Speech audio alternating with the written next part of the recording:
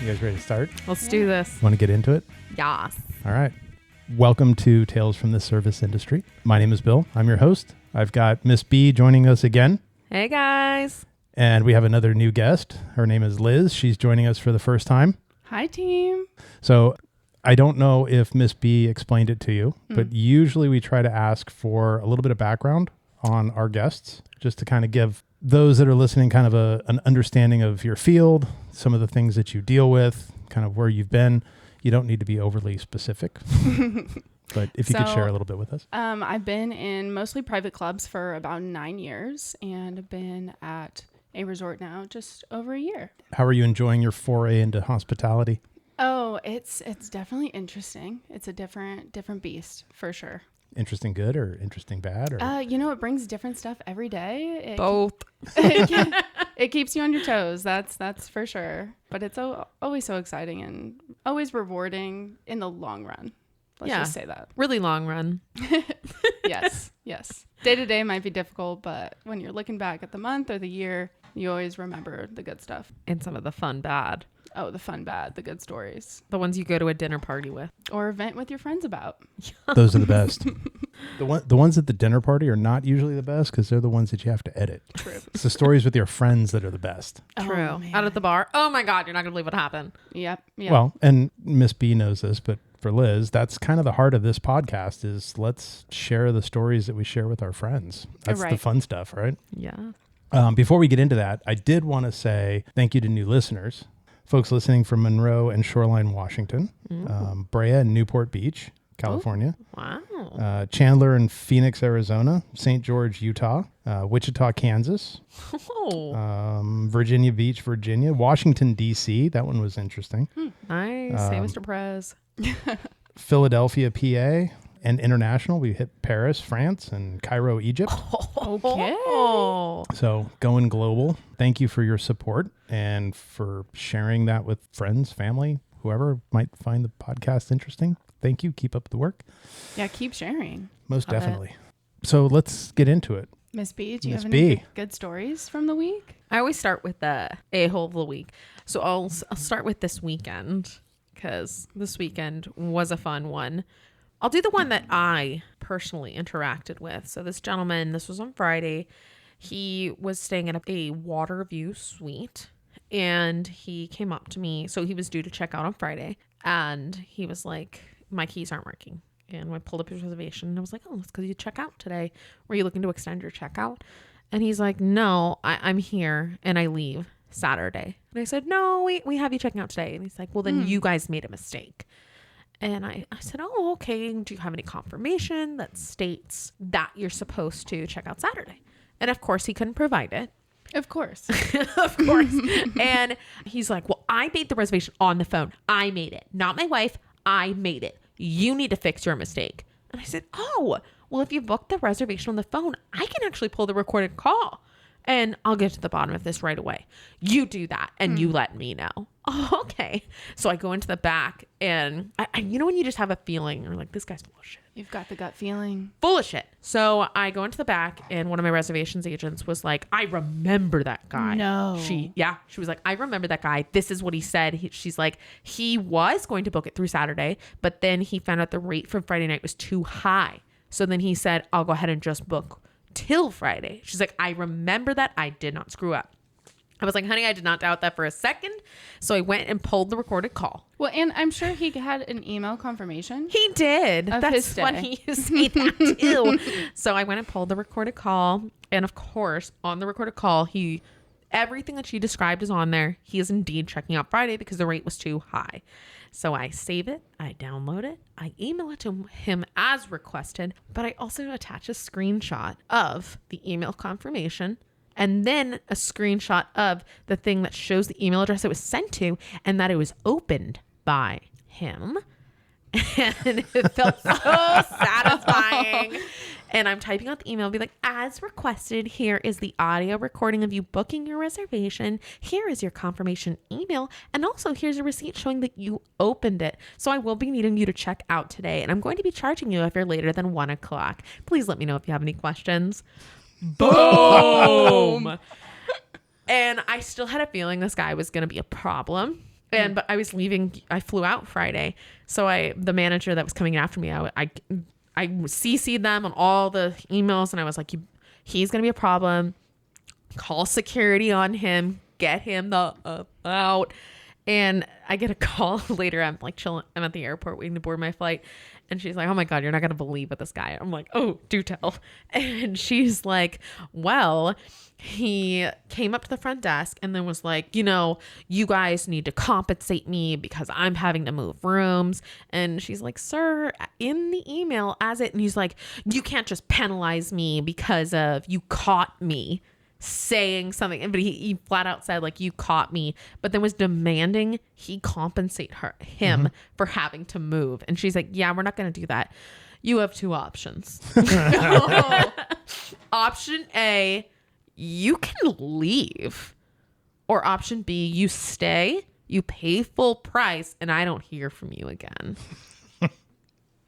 But he didn't choose either. I know, right? He didn't choose either of those options. Wow. Option C. Yeah, he went with option C. Wasn't even listed. The hidden menu.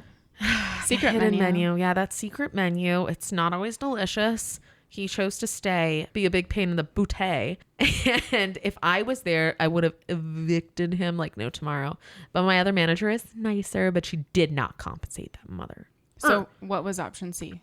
Stay and be a big pain in the butt. Oh, gotcha. Option C was not offered to him. Yeah. But he took it gladly. Had I been there, option C would have been evict you and you pay anyways. But I wasn't there. So, that's not that crazy of a story, but literally in hospitality, by the way, a lot of these calls are recorded. If you're absolutely sure you said something, go ahead and say that. Otherwise, you better be sure you said that because I can pull that recording and say, sir, no, that didn't happen. So this is a fact I did not know. Yeah, that's a thing. And it's not just hospitality. Like, when you call a lot of lines and they say, this call is recorded for quality assurance. They're being serious. They're being serious. And we can pull the receipts. And we can show you the receipts. That's crazy. Yeah. No, that's awesome. I mean, it is. It benefits you guys for sure. Oh my gosh, it's the best. So Liz, do you have an a-hole of the week? Not of the week, but I do have a story from last summer that has haunted me to this day. Ooh. So it was a guest, and we do watercraft rentals. So we're in a luxury property. Okay. So you're dealing with very interesting people sometimes. They rent a watercraft, and we kind of, like you said, you have a gut feeling. You have a gut feeling that something is going to go wrong. Trust it. And you don't trust them on this watercraft out in the ocean. So they only rent for an hour. No big deal. We give them the safety spiel. They're supposed to be back in an hour. They don't come back. We try. Like in an hour, or they don't come back. So it is dark. Wait, what time of day did they rent this? Yeah. I would say 4:00. So in the summer, that's, 3-4 hours. 4 hours of where light. we don't hear from them. Oh. So we call the number on the confirmation, on the booking. Okay. We call the number of the person who filled out the paperwork, who was supposed to drive the watercraft. Of course. Was that different than who was on the watercraft? Correct. So it was like a driver and then there was guests? It was a friend who volunteered to drive. Whoever is the driver is fully liable for the watercraft, regardless of if they're on the hotel confirmation or not. Okay. But ultimately, we are going to contact, whoever the reservation was under. Okay. Call both numbers. Nothing, of course, right? They're over 2 hours late at this point. I'm about to call Harbor Patrol and, start a search. Security is well aware of it. Oh, yeah. So we're just kind of waiting for this boat to come back. And finally, I'm gone for the day at this point because I'm like, I can't wait. What are we going to do? There's nothing to do. So finally I get a call, and it's 7:30 at night and say, hey, we found the boat. I go, oh my God, are they dead? Where was it? So our watercrafts are meant to come back to a specific place on property. Yeah. It is across property, on the edge of property. Oh. Mm-hmm. Not tied up, damaged. Oh. Like just run aground? It went under a bridge. Oh. And you can significantly tell there is damage. Oops. Key is in it, not tied up, stranded basically. So did they just like jump off? Oh, yeah. So It was like they knew they damaged it. They're just going to ditch it and go on their merry way and enjoy their evening. like they didn't like sign a contract or any of that. That didn't resonate in their minds. No. That they signed this boat out. They gave their ID. They have you have their phone number. That we have a copy of, all of it. Ooh. So I get a call saying, hey, we found the boat. Here are photos of it. Go, all right, call security, get a report going. Can you move it? Is it operational? So thank goodness it was only like cosmetic damage. No damage to the motor, nothing like that. Okay. But now I'm like, I have this boat rented out for weeks on end. Like we're in the middle of the summer. Oh. And mind you, this is, I don't know, 2 weeks after I start at the property. So this is the first kind of impression that everyone is getting of me addressing a situation like this. Oh. Liz's decision making is on the line here. Yeah. Yeah. How is she going to tackle this situation? Oh my God, I'm dying to know what you did. So I go into work the next day. I try and call the guest, call the room, call the person that's on the paperwork. Nothing at all. Yeah. They check out. Did you charge the room? So I was new to the property. I didn't know what to do. Oh my God. Yeah, I didn't know the SOP on this because I'm the one responsible for the SOPs. I didn't write one yet. See, I would have gone after him legally. So Criminal property damage. I'm relying on the director of security at the time to be like, hey, can you give me any guidance here? He goes, well, you can follow up with her. You can call her. What? I go, okay, yeah, I'll try. Call. I get her email from the confirmation, like booking. I call her home. Hey, frequent guests of the hotel that have previously had issues with security and all that jazz. Did you get your money from them? So lucky enough, it wasn't that much damage. I'm like, okay, well, what am I supposed to do? So we do end up taking her to small claims court. Oh, and she is no longer allowed at property, I'm pretty sure. Because of her history. Yeah. You not only had multiple security reports on you for however many stays you had with us, but you abandoned a watercraft with damage that you were responsible for. That you signed a liability agreement for that said you are liable for any damage that the boat is brought back with. That's wild. Mm-hmm. Yeah, well, people look at responsibility and just say they're not gonna charge me. They're not gonna hold me accountable for it. Whatever. Well, especially wealthy people in wealthy areas, they think the rules do not apply to them. But we're talking $1,300 worth of damage. That's a lot less than I expected. I've had watercraft rentals come back with about $10,000 worth of damage. Oh. So her little $1,300 bill to go to small claims court for, like, come on. Yikes! But fully abandon the boat. Key is in it, untied on a dock in the dark. I'm like visualizing this, and I'm just picturing a boat. Wait, how did it even stay? How did it like go aground? Like, how was it like? Well, thank gosh, like the speed limit in the harbor is only 5 miles an hour. And you just jump off the boat? Literally. Well, if they were at the shore, they could step off. I mean, those watercraft don't have a very deep draft. No. Can't even imagine. And, thank gosh, someone happened to walk by and say, oh my gosh, is that the watercraft that we're looking for? Does this happen a lot? That a watercraft gets abandoned? No. What about damaged? So since I've been there, 15 months or so, we have significantly decreased the amount of damage. But my first 4 months or so, it was bad. So the story I just told was one of 3 damaged rentals in a month. Wow. Yeah. One was a very nice couple out of state that went under a bridge, like a really low bridge. And that was the $10,000 worth of damage. Would it rip the top off? Oh, rip the top, rip the frame. We had so do they fiberglass damage. Like you name it, it had it. So do they know not to go under bridges, or is that something that is like common sense? You would think it's common sense. There's no such thing. I know that. Mm-hmm. In our industry or in the world. So this is what I found. You can write all the SOPs, tell your staff to say all this safety spiel. But if people are going to go under a bridge, they're going to go under a bridge. Mm-hmm. But like when you rent a watercraft, do you say don't go under bridges? I mean, okay, when you rent a car, like, are you going to crash it on purpose? Or like, does it kind of just happen sometimes? Okay, so it's people misjudging. Or just not paying attention. They get overwhelmed. No. They're in a beautiful place. See, I don't think it's any of that. Personally, I think it's just safety conversations. People don't give two rips. No. So many, many moons ago, in a previous life of mine, I was a dive instructor. And I can't tell you how many times we would go out for, a pre-dive briefing, and we would tell people, don't do this, don't do this, don't do this. And what do they do? Exactly the things you tell them not to do.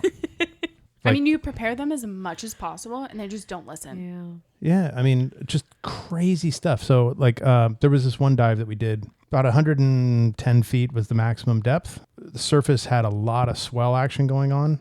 And where we moored in, you tie up to these buoys that have a chain down to a giant concrete mooring block. Where it was, all the mooring blocks had come out of the sand.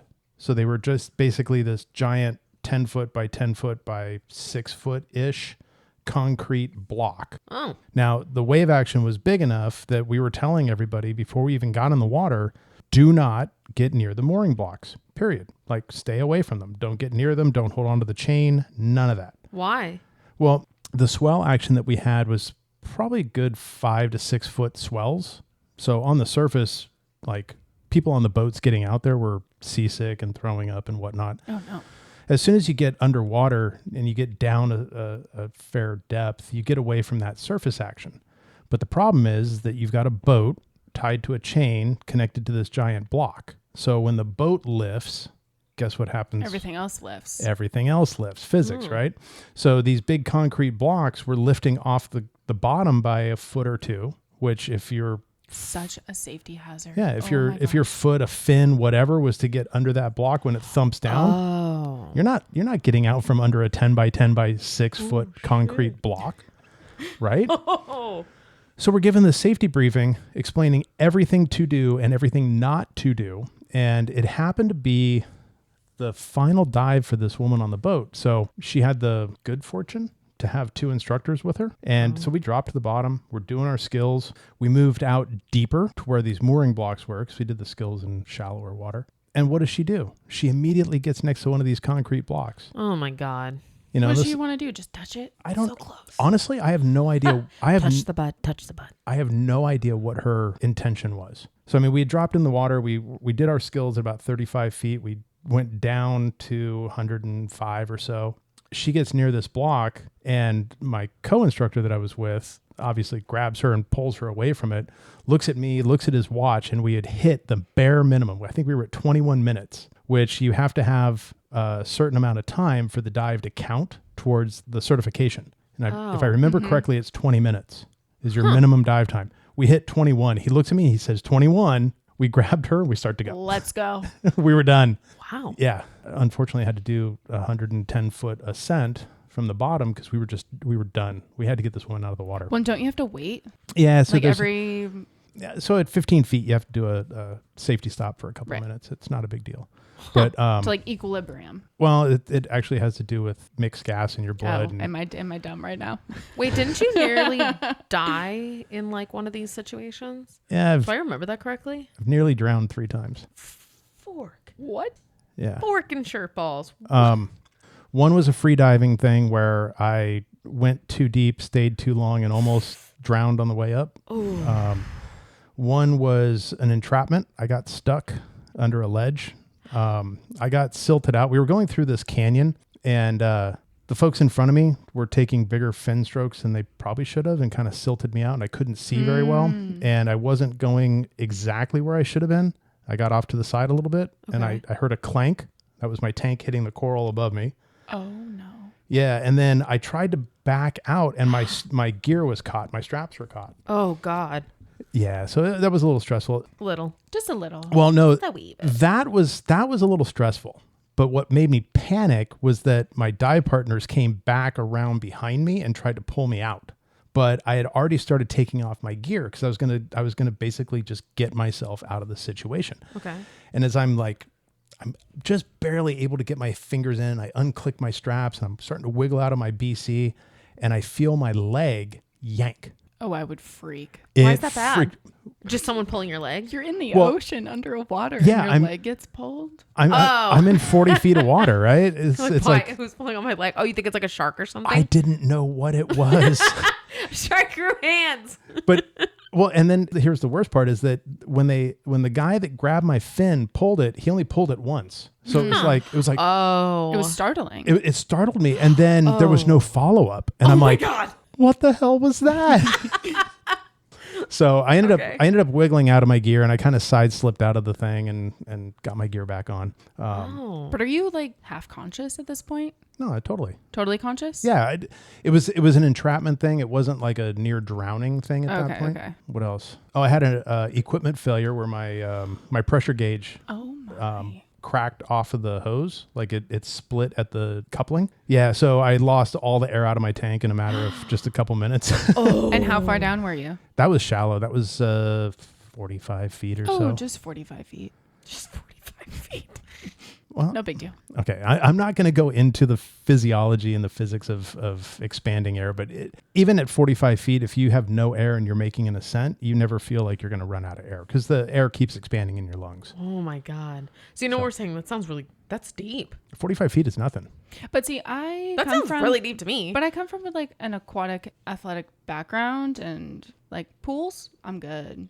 But like ocean, open water, pools deeper than 12 feet where I can't see the bottom, I freak out. See, I'm very much that way too. Like I tend to have very high anxiety in blue water and at night. Yeah, at night. You don't know where Jaws is. Well, yeah. So fun note. Dun dun. It's like da. It's dun. Oh, sorry. You guys are going for the Pink Panther theme or something. Dun dun. No, so like, God, it's going to go down a really weird path for this show, but whatever.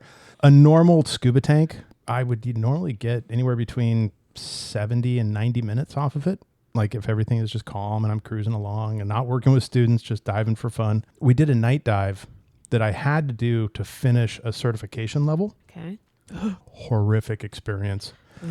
I had so much anxiety. Okay, so there was a point where we got out on the reef and we found the bioluminescent algae. So, you turn off your lights and you kind of wave your hands in the water and you see the glow. Oh, that was really fun, right? Yeah. Except when you turn the lights back on and you think that you're like a foot off the bottom and oriented vertically. Oh my God. And the lights come on and you've drifted like 15 feet up. You're on your side and you realize when the lights come on that what my ears are telling me is level and what my eyes are telling me is two totally different things. Ooh. And you have no idea which way is up. No. And you instantly get nauseous and you want to throw up. And then you start panicking. Talk about vertigo. God. Yeah. Panic attack. So that tank that I would normally get 90 minutes off of when like there's when no you're stress panicking. and Oh I'm my cool. God. Oh yeah, when you're breathing so much. Yeah, less than 20 minutes was my bottom time. We were on the outer reef, which is a good probably 400 yards offshore. It's a good swim, right?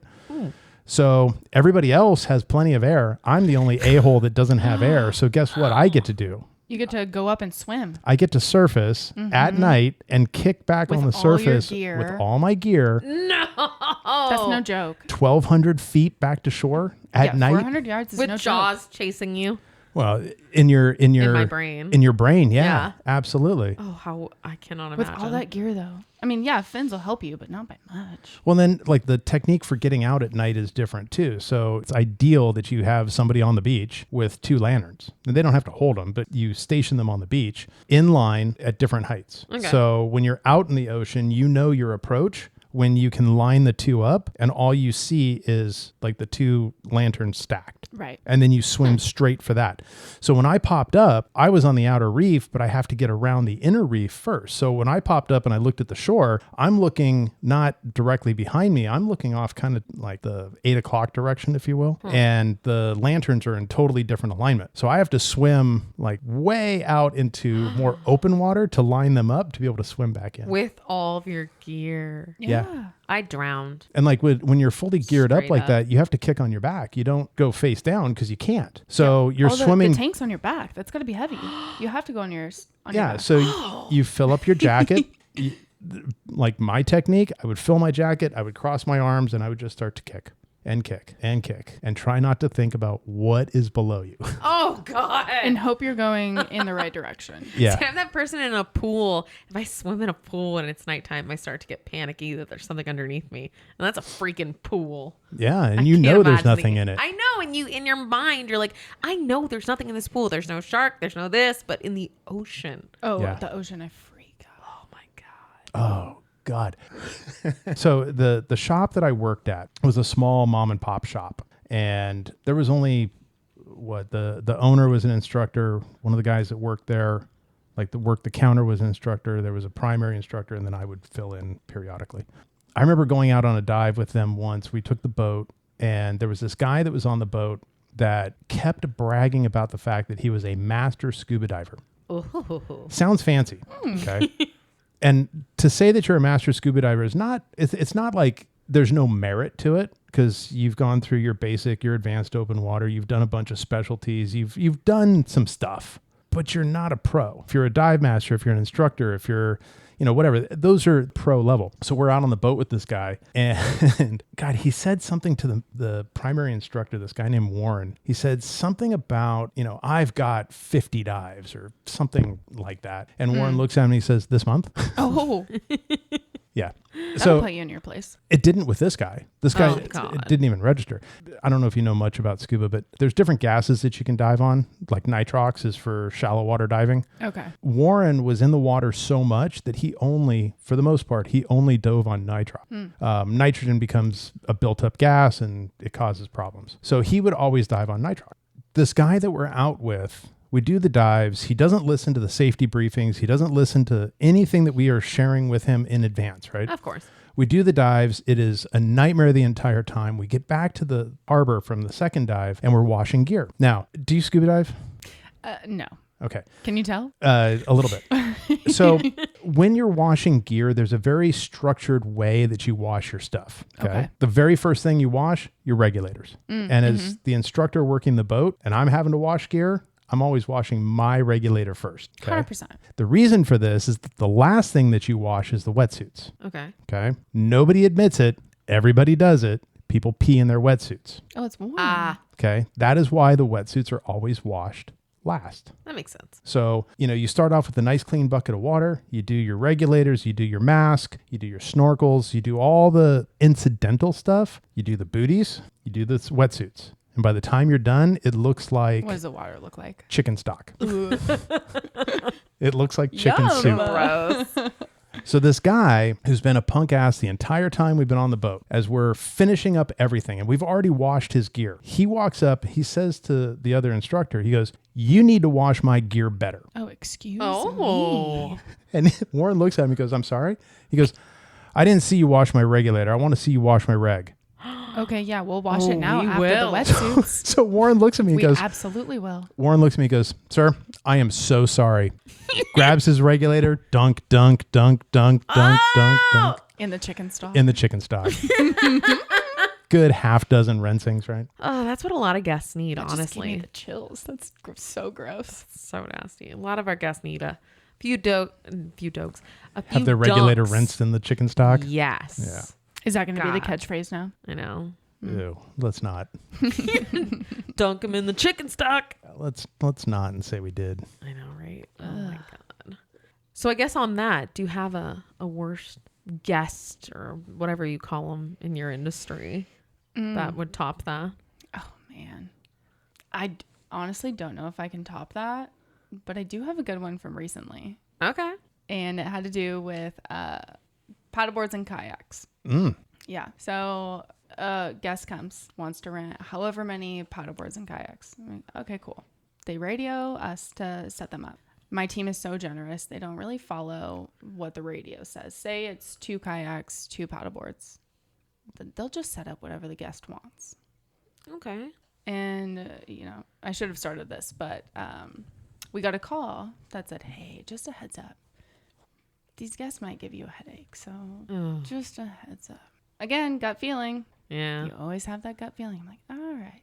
So it was a good teaching moment for my staff saying like, okay, look, I get you're wanting to accommodate the guests and give them whatever they want, but if you're radioed for something specific, you need to set up whatever you're radioed for, because the guest needs to be charged accordingly.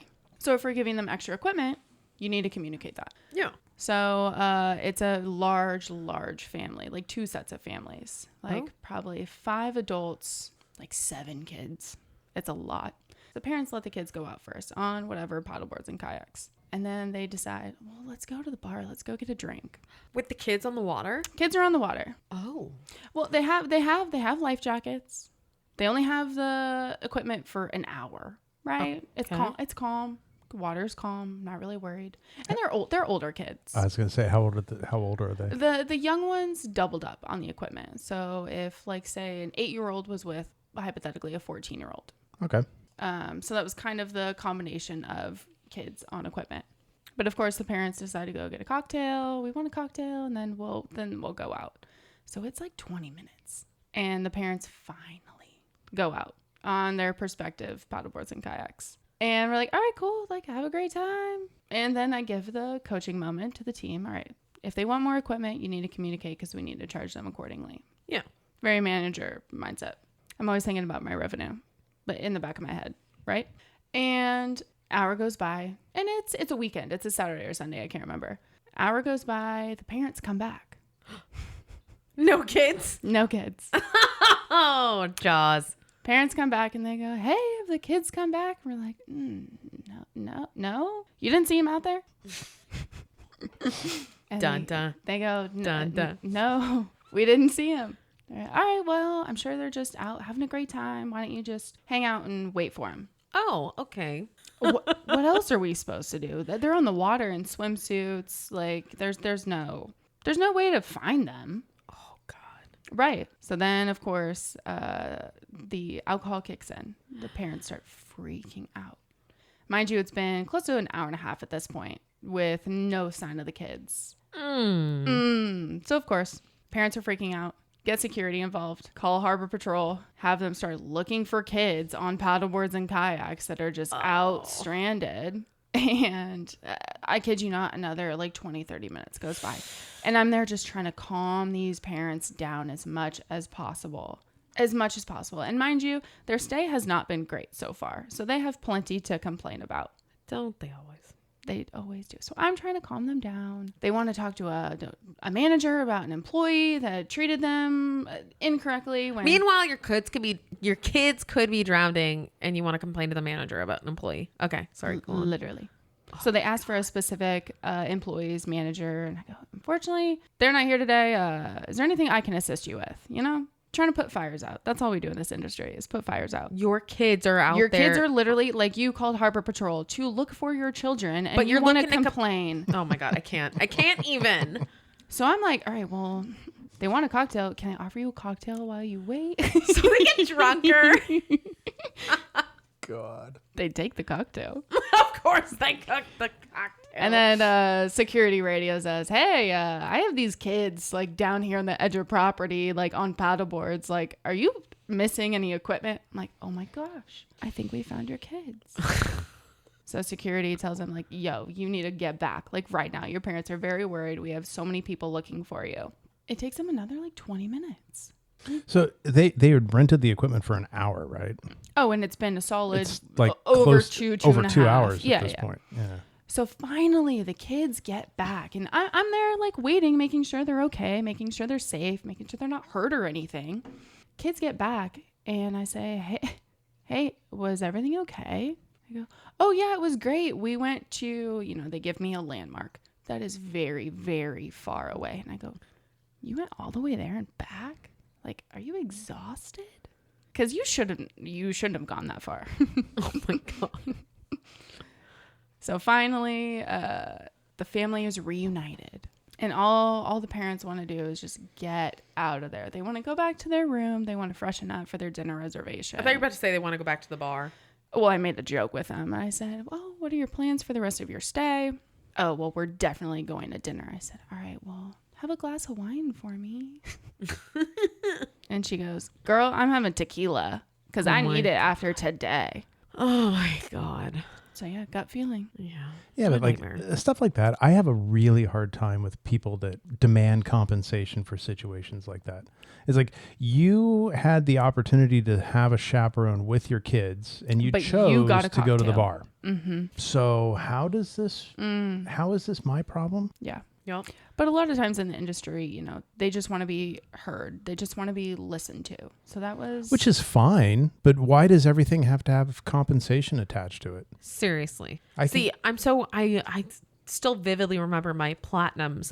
Like they check in a little bit after like check-in time. I won 100,000 points, Mr. E. Can I say that? I don't remember. Mr. E. Anything would go wrong. He's like, I need 50,000 points. For what? Anything. That was the dude that was the smoker, right? Yep. Who destroyed our rooms. And wanted 50,000 points but for yeah, it? would never admit that he smoked in the rooms. But he was the worst chain smoker ever. But anything would go wrong. Like, because he stayed there, like once a week? Yeah. Wow. At least once a week. And because he worked at the corporate offices across the street. I was going to say, was it for business? Yep. And anything would go wrong, whether, you know, the power outage or someone's a plumbing fire alarm issue, went off, anything, he would immediately come up and be like, he knew the game. He knew the system. I want compensation. Oh.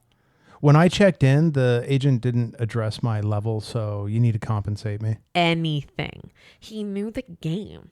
He was the worst. See, now he would fall into abuse and fraud. You better give our friend his info. That's water under the bridge at this point. They can do some research. I know. That guy, I still remember him, and I still remember his name. I do too.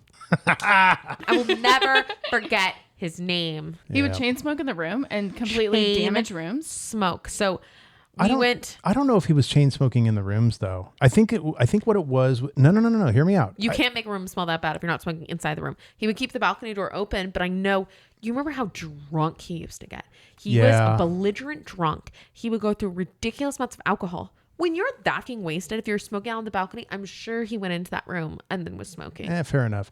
I thought he was just such a heavy chain smoker that it was just him? in everything about his body. There's no way. Well, yes, but you weren't even supposed to smoke on the balconies, by the way. We're a non-smoking property. You're not allowed to smoke in the balconies. So he had a specific room. It was that's right. That he requested? Every single time. We weren't allowed. Not even allowed. Okay. We couldn't rent it out to anyone else. Sure we could. No, it smelled so bad. Front desk over here. Oh, that's true too. We could not because the guests would immediately come out. No matter how much they sprayed it, shampooed it, they could have burned that room. I thought you were saying he demanded. He did. Oh. But we couldn't rent it to anyone else. It smelled so bad that they would immediately come and complain and we would have to comp them a night. That's how bad it smelled. Mm-hmm. So basically that was his room. So prevent it, you just wouldn't sell the room. Honestly, we couldn't. Whenever we sold out, I still remember the room number. That room was the last one to go. And we know. You knew they would come back. Whichever guest checked into that room, they would say, this is unbelievable. You're a non-smoking hotel. And we would have to comp their night. And so when we got our renovation, everything's ripped out, all new rooms.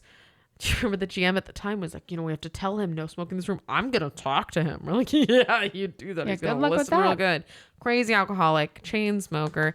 We're not at that property anymore, but I guarantee he's still doing the same stuff. Oh, God. Oh, I'm sure. That property had some fun stories though. Do you remember the room that the two women got into the fight? I do. And that's still in my nightmares. The detectives still talk to me. No, really? Remember I called you recently? This was years ago. I got called by a detective who was asking me questions. And how many years ago was this?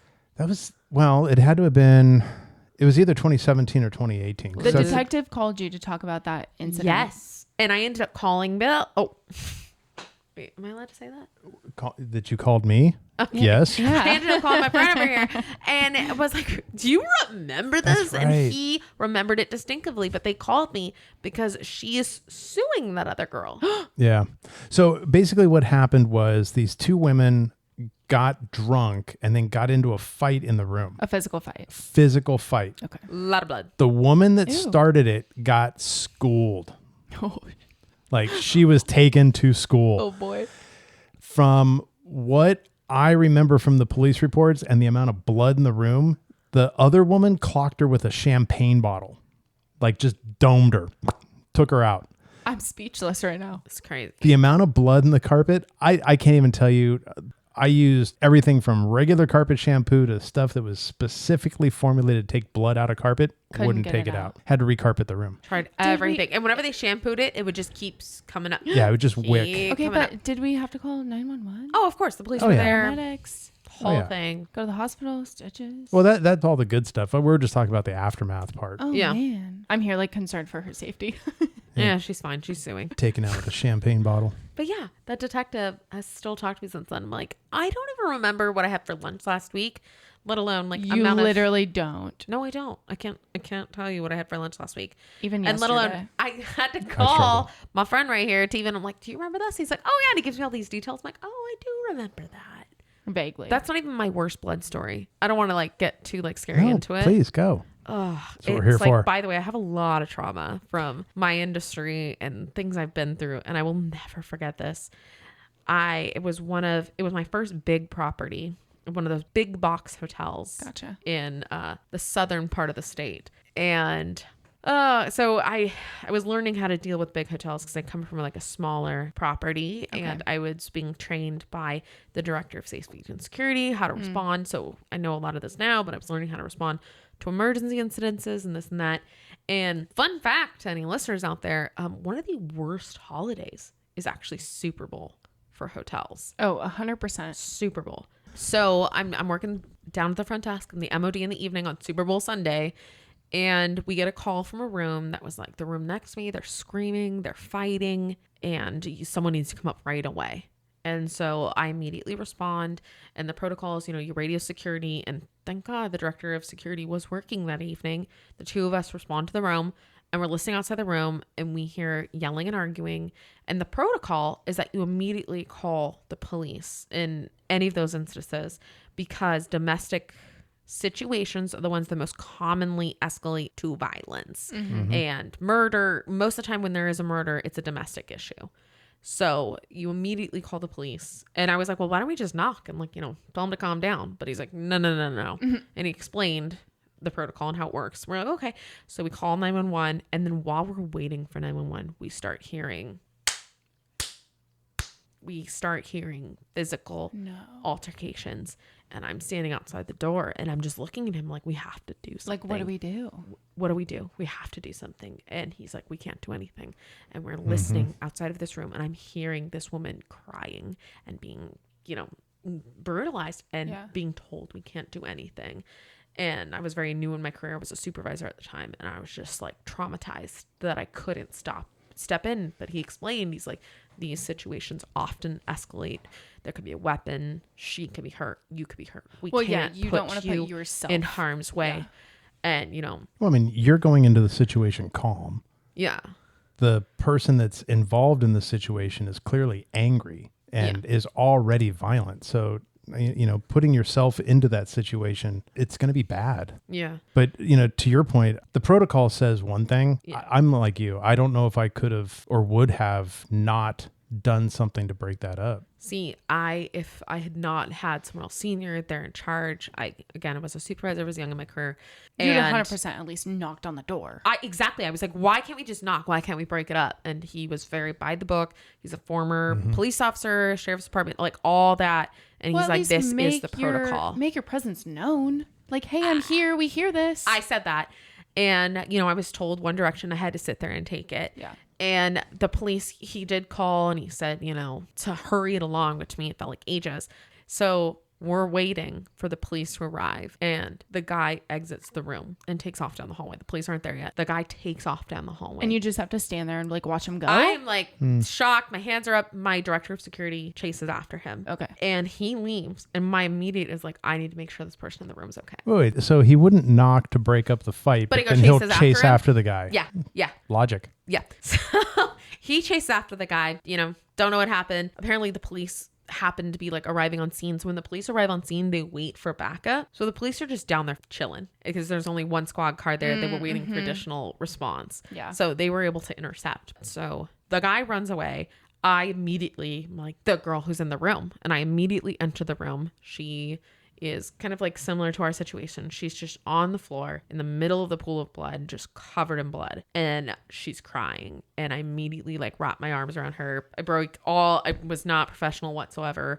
I wrap my arms around her and I tell her it's going to be okay. And she kept crying and saying how it was her fault and how she shouldn't have provoked him, how she shouldn't have said that. She's covered in blood. She was like just beaten, blood everywhere. I'm hugging her and she's just saying it's her fault. And I like broke down. I was crying, holding her. Mm-hmm. And like, that is like literally one of the most traumatic things from my hospitality career that will like, I feel like never leave me. And so whenever I think like I know, right? It's one of those things where it's like, it's an interesting life lesson to learn. Yeah. I mean, about yourself, about other people, about people's behaviors, etc. I mean, yeah. And just to see things, like you may, like stuff I wouldn't tolerate or things in a relationship, but there are certain people out there who I wouldn't say like tolerate it, but who have been through different paths than me and see something like that and they take it to be like their own fault. As opposed to, me who would just be like, no, it's that jerk. But to see it from somebody else's perspective and to feel so helpless and like there's nothing I could do. The really unfortunate side is that she was beaten twice physically, but more frequently she was beaten emotionally to be able to accept the fact that it was her fault when it was clearly not her fault. Yeah. Oof. MOD moments. And people just think, the hospitality career is just checking people in, giving people keys and dealing with drunks, which a lot of it is true, but the things that we see and the things that we experience and go through are crazy to say the least. I'm sorry, we know we don't like that word, but is there any other word for that? No, I don't think so. Well, me coming from like so many years at a private club, my previous property, you got to know these people, and if they got hurt or got sick or anything would happen to them, you felt a connection to them. Yeah. Like I once had this guy have a heart attack on the golf course. Oh. Yeah. And I was like one of the few people like CPR, first aid, AED certified like on property. Yeah. And you responded to him? Yeah. Oh. Thank goodness he was like close to the clubhouse. So we get a call like, hey, so-and-so is having a heart attack on this hole. Like we need help. So I like grab the bar manager at the time. It's like, yo, we need the AED. You need to get me on a golf cart. You need to get me there like immediately. Yeah. And lucky enough, the group behind them had a police officer playing in the group. So he was able to call 911, perform CPR. And like by the time we even got there, paramedics were already there. Wow. We like met them like at a bridge. It was wild. Yeah. We were like, okay, we know exactly where we're at. Like this is where this guy is and he needs like everyone's help. Wow. Mm-hmm. Did he make it? Oh yeah. Oh, thank God. Oh yeah. Came to on the golf course. Wow. Paramedics like shocked him with their AED. We helped as much as we could. We cleared the golf course and everything. Oh yeah. Okay. By the way, PM MOD shift, this is what you have to deal with. I would never sign up for that. shift, never. And we're always a supervisor because managers get the luxury of usually working during the day. Mm-hmm. PM, MOD, you are the grunt. You get the PM shift. So you get all this. Most of my crazy stories are from when I was PM MOD. Yeah. So this particular, it's a couple weeks in. PM MOD. You're still a newbie. Yeah. Big box hotel. And that same thing, a call from another room that they hear some altercations going on. I respond to the room. You never respond alone. You always have someone come up with you. So I went up. We didn't have security at the time because we only had security overnight at this property. So there's a lot of, by the way, that's most hotels are the hotel in which some of us may work at. We have security 24 hours a day. That's not a thing. 99% of hotels. Most small to mid-sized hotels, not a thing. It's only overnight. Yeah. You have overnight security in their contract. They're never any good. The day staff is the ones that we deal with it. Wow. So I go up to a room and I have my training behind me. I know the kind of situation that's happening. I call PD. I wait to respond. I go down and I wait for the police. I take them up. We're chatting on the elevator, talking about, how many calls have you had in this area? Chatting, all that. And super casual. Super cash. And then my director happened to pop in at that point, which it was like 7:00 at night. I'm like, what are you doing here? He's like, I just came to grab some. Like, It was fluke. crazy. Absolute fluke. And so he's like, he sent the engineer home. He's like, I'll stay with her. So it's me and my director just up there chilling. We escort them to the room. We knock. They're like, oh, do you mind tapping the key? We tap the key. Like out of nowhere, guns a-blazing. It was one moment we're all chill, and the next thing you know, their guns are out. I can't even say how that happened. Yeah. It happened so fast, and they're yelling. And my director immediately grabs me, shoves me, and like we happen to be near an ice machine, like a cove, and he just shoves me in there first, and then jumps in, like behind you. Yeah, he literally like it was maybe like a door down, and we like kind of let's protect. Yeah, like yourself. It's super sweet. But he shoved me into the alcove and then like jumps in as their guns a-blazing. Like they gave us no warning. It was just, everything's cool. We're gonna check on it. Guns. Like what? They couldn't like whisper to you like, hey, you're gonna want to step back up to this. It's gonna get serious. No, just okay. Knock, knock, knock. Guns. So I'll share one of those too then. So do a check-in on this couple that comes into the hotel. Not 2 minutes after they checked in, we get a call from the OTA saying, hey, potential fraud. 2 minutes. I'm not even exaggerating. Literally 2 minutes. So myself, at the time I was the director of rooms. I take the front desk manager with me. We go to the room. Now they're on the 4th floor. That's going to be an important point here in a minute.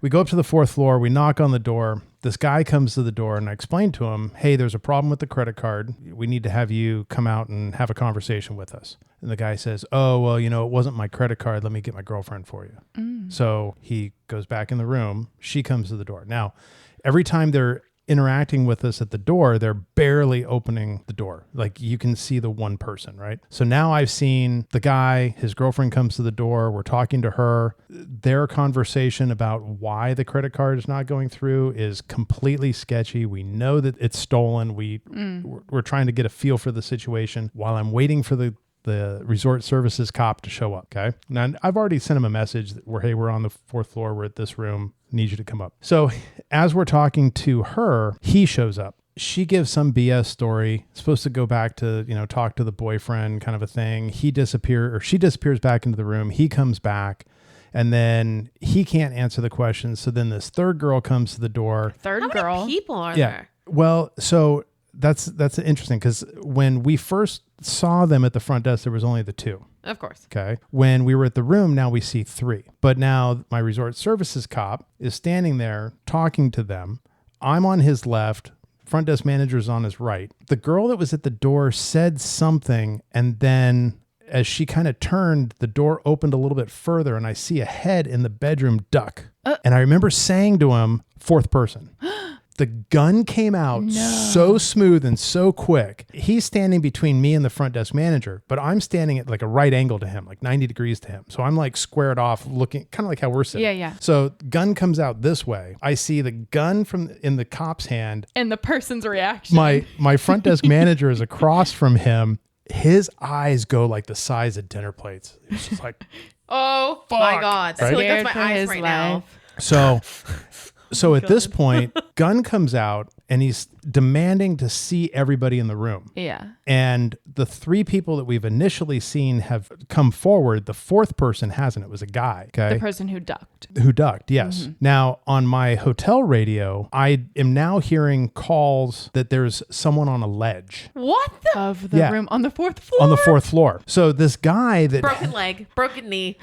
Well, no, because he would have fallen to stuff that was concrete and would have killed him. Oh, God. Yeah, he wouldn't have survived. No, 40...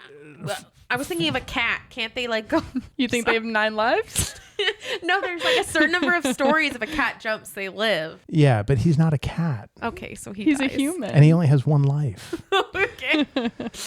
So this guy rips the window out of the window frame, crawls out onto the ledge. People at the pool are seeing this guy crawling on the ledge of the 4th floor. They start calling the front desk, and somebody that was at the pool called 911. Oh my God. So as all of this is happening with guns out on these fraudsters, there's more cops that are rolling because of a jumper. The man on the ledge. It's a suicide attempt. Oh my God. Yeah. Right. So, I mean, it worked out well because now that's my cop's backup. You didn't even have to call for backup. Yeah. Yeah. My eyes are dinner plates too. Me too. I'm like, oh my God. So 3 out of the 4 ended up getting arrested, but the guy that crawled out onto the ledge didn't get arrested. Did he get away? Where did he go? Oh, he had to come back in because unfortunately for him, the ledge was decorative. So 2 things. Number 1 is that it was like that construction foam. It's not structural. It's just aesthetic. The ledge went across the front of their room and ended at a wall on one side. Okay. On the other side, it took a right angle and kind of went out and around the building. But immediately after it takes the 90 degree to the left, it stops. So the guy got out on the ledge and he crawled, went around the corner only to find that he had to come right back. Oh my God. Wait, why didn't he get arrested? Because he wasn't wanted for anything. He's just a dumbass who just took off? He was a dumbass that panicked. Oh my God. Now, the other 3 people, 2 of them had warrants. The guy that initially answered the door had a warrant. The girl that was the boyfriend of the idiot that climbed on the ledge had a warrant.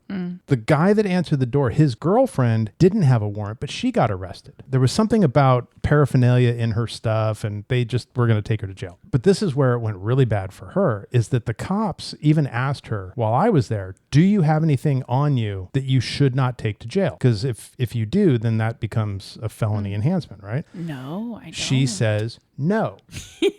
So into cuffs she goes, off to jail she went. Mm-hmm. They did not have a female police officer on duty at the time when they had to check her. Yeah. So they called around. They found somebody from like records that came up that did the search. Ooh. They didn't search her very well.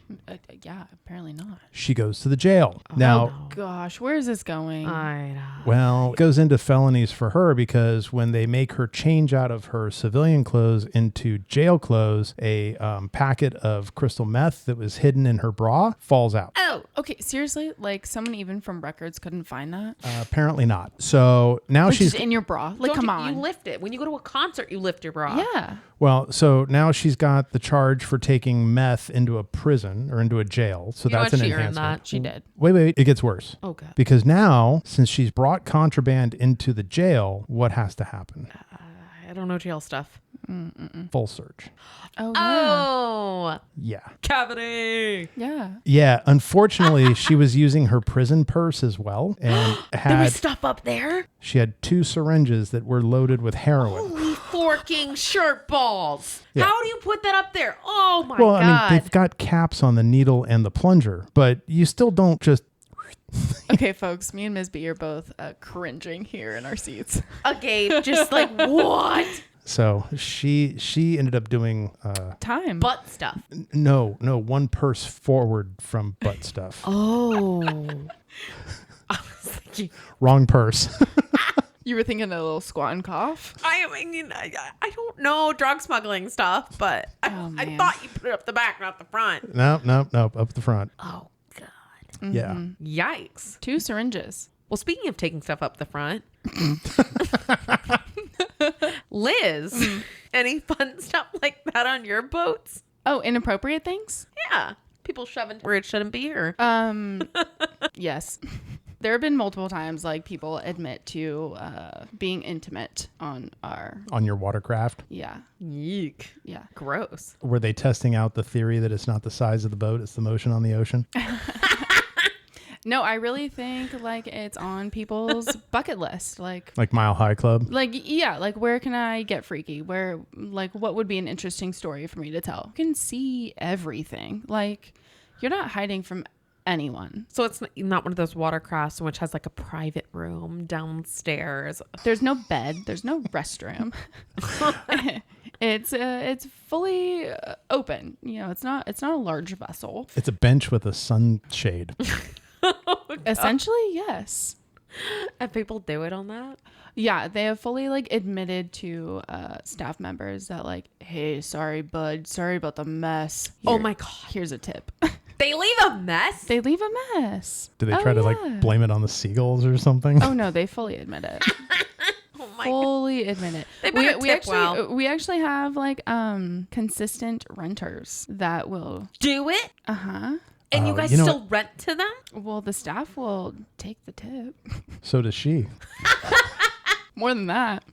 Oh See, my now, God. you need to train your staff that when those people come back, when they get off the boat, the staff should look at them square in the eye and say, come again. Thank you so much for renting from us. come again soon. Oh yeah, people bring all kinds of friends on the watercraft rentals. Oh, Lord. Mm-hmm. And we're in the customer service industry. If they come back late, like whatever, it's not that big of a deal. Like as long as it doesn't impact the rest of our rental day, as long as it doesn't come back damaged, right? Yeah, they bring it back. But when they come back damaged, don't you have to spend extra time cleaning that? So I kind of leave it up to them. Cleaning fee? No cleaning fee? Them as in the guest or the associate cleaning it? The associate. If they were taken care of well enough, they're like, no, don't worry about it. I'll clean it. But if they weren't compensated, they get no charge a cleaning fee. Double. Yeah. And tip your housekeeper. Yeah. God, she deserves it. Yeah, she does. Do you know what's an interesting part of that about the housekeeper deserving it? Which, by the way, I have discussed this in many episodes. Passionately. Very passionately. So I'm sorry. Were you in housekeeping? Yes. Oh, she's joking. I love my girls. I support my girls and man. So the resort I currently work at actually has a restaurant, if you want to call it that. It's more a bar that they call a restaurant, and they get a very lively clientele on the weekends. Like, it's ridiculous. Yeah, we talked about the guy that beat your restaurant manager. Exactly. Did you talk about that? Oh, girl, I talk about everything. And on the I've got some binging to do, okay? We share all the salacious stories. All of it. So on the weekends, we have a new director of safety and security who's getting a fun awakening to his new property. And we were going over a lot of the stuff I already know, but I was talking to him about one of the things that's, I guess, the most surprising thing that he deals with. And he brought and he said, the most surprising thing is the amount of drugs that I see. Like, what do you mean? He's like, if I had a dime for the amount of times I've gone into a restroom and found coke, I've found this and that.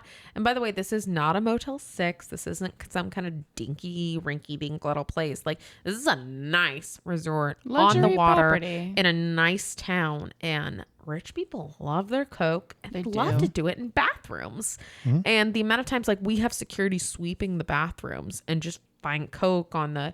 Do you know what's really sad too? Okay, I don't want to give too much away, but I have a kid. People love to do drugs on the changing tables, and they constantly find those down with drugs. There was nothing else with the director of security and what he was shocked with? Poor guy. His first week here, we had a former associate who got let go due to posting some images online of a weapon threatening the lives of associates. So obviously he gets suspended, all that jazz, but he posted stuff about having a plan. The property went on lockdown. Like, it was a huge deal. And it was scary. By the way, this is this guy's first week, and he's having to coordinate like shooting. What's all the like a SWAT response? Yeah, and we had to hire all these like extra plainclothes police officers to just like stand at station. I felt so bad for the guys, and it was hot. Yeah. So every time I walk by, I'm like, bro, do you want a water? Like, but it's this guy's first week at this big resort. He moved, and granted, he came from a resort, but not of this scale.